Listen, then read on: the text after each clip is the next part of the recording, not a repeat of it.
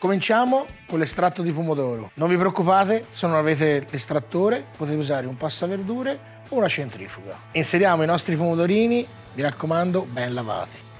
Non buttate le bucce, le possiamo essiccare in una leccarda da forno e tenerle per un'altra preparazione perché vi doneranno un gran profumo, un gran sapore e tante vitamine. Prendiamo delle carote e andiamo semplicemente a farle a pezzettoni irregolari e inseriamole nell'estratto. Un po' di sedano, anche qualche foglia, non farà male. Prendiamo i cipollotti e anche loro a pezzettoni, con tutto il gambo.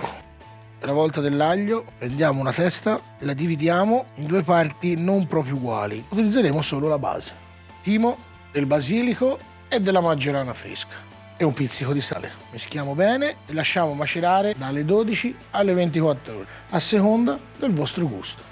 È la volta del pane toscano. Il pane deve essere secco, ovvero raffermo. Partiamo eliminando la crosta. La crosta può essere riutilizzata per un buon pan grattato. E adesso andiamo a farlo a fettine e poi a pezzettini. Distendo il mio pane su una leccarda con carta forno e lo vado a tostare in forno a 200 gradi per circa 5 minuti. Prendiamo una boule, versiamo il nostro pane e vado a versarci il nostro estratto di pomodoro che abbiamo filtrato.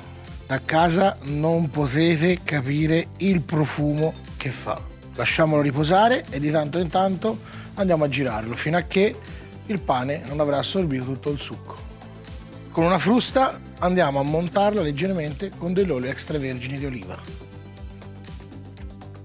Possiamo impiattare un bel mestolo generoso, del cuore di burrata e infine una bella foglia di basilico.